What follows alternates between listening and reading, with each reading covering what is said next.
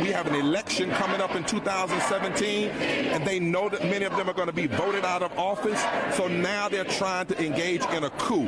If this was going on in any other country, America would be outraged. If this was going on in any country, other country, the president of the United States and others would even speak out. Even candidates would speak out against it. Because what you see going on here is just blatant, unconstitutional meanness.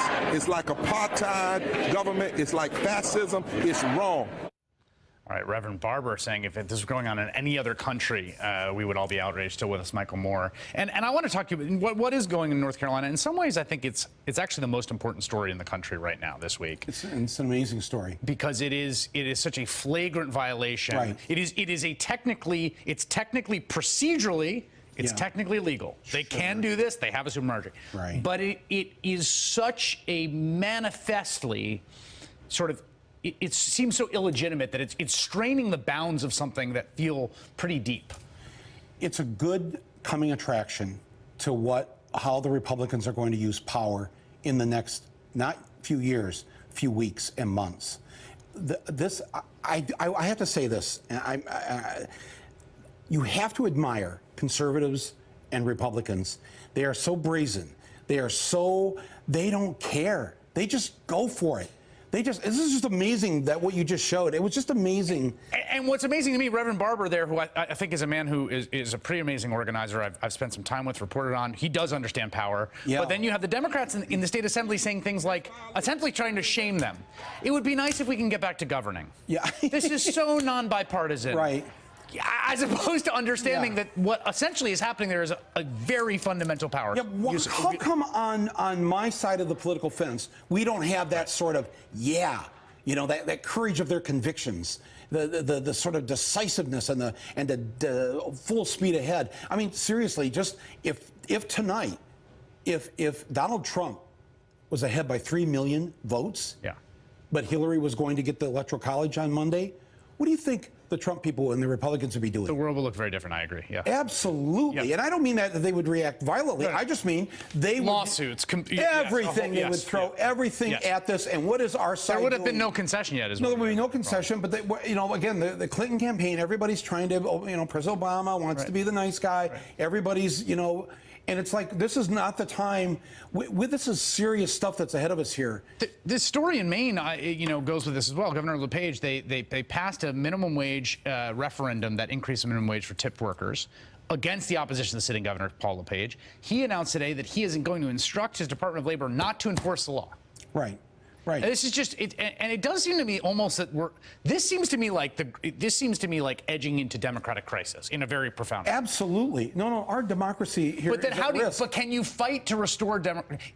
Yes, the question becomes is do you fight fire with fire? Does that just restore democracy, or do you further degrade it if you do that? No, you have to fight fire with fire. You absolutely have to. You can stay on the high road and fight at the same time. Unfortunately, the Democrats, our side, my side, they're usually, whoa, wait a minute, that's not right. And then everybody goes into their depressive voice of, oh, wait a minute. It's like, no, come on, people, come on. Speaking of the Democrats, the tanks are 20 miles outside of Paris. Let's go. I mean, seriously. Speaking of the Democrats and Democratic leadership, do you have the Secretary of Labor, Tom Perez, today announced he'll be running for DNC chair. Keith Ellison, one of the very few members of Congress to endorse Bernie Sanders in the primary, who's been endorsed both by Bernie and by Chuck Schumer. So sort of different wings of the party, I think it's fair to say. Do you have a preference in that race? Is there someone that you want to see lead the Democratic Party? It should definitely be Keith Ellison. Yeah. Absolutely. Yes, and not just because the Bernie thing. I think we need new blood. We need young blood. We need this thing. God bless Nancy Pelosi. She's done so many great things, a historic figure. But to go with the same old when we need new thinking, fresh blood, and a fight in us. Yeah. A fight. And this is there's so many things that should be discussed right now. Here's something that's not even being discussed. The fact that the CIA has told us that they hacked both the DNC and the RNC, but only released the DNC, didn't release the RNC. one of the things that nobody's talking about is, well, clearly they have the goods on something or somebody there. Why do you want to risk a president in the White House that could be blackmailed by whatever they discovered at the RNC? I will know. The Wall Street Journal has reporting today to suggest that perhaps they didn't get into the... It's not clear. There's some reporting today in the Wall Street Journal suggests perhaps they didn't get into the RNC because of security measures. That said, it also strikes me that... So to believe that, though, we have to believe that the Republicans, the grand old party, is so up on their technology that they had firewalls in there. And but there's also Democrats of Silicon Valley didn't. There's also a broader question about the implications more broadly about this entire thing. I mean, once people start pulling on the threads of where this investigation goes and what else happens to be in the possession of whoever pulled this off, which appears to be the Russian state actors. Listen, we are hours away now from the Electoral College coming together on Monday. This needs protest. This needs people's voices. You can go to Vigils for America. I think it's .org. And they have the list of all the state protests at the state capitals this weekend and on Monday.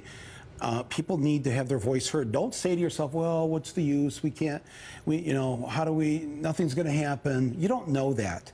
You don't know that. That's why we have to keep fighting. We have to fight all the way to Inauguration Day and then be ready for them to start the day after the inauguration, passing law after law after law. And you think protesting on Inauguration Day and protesting, obstructing, disrupting, civil disobedience. I mean, the man has no right to enter that house.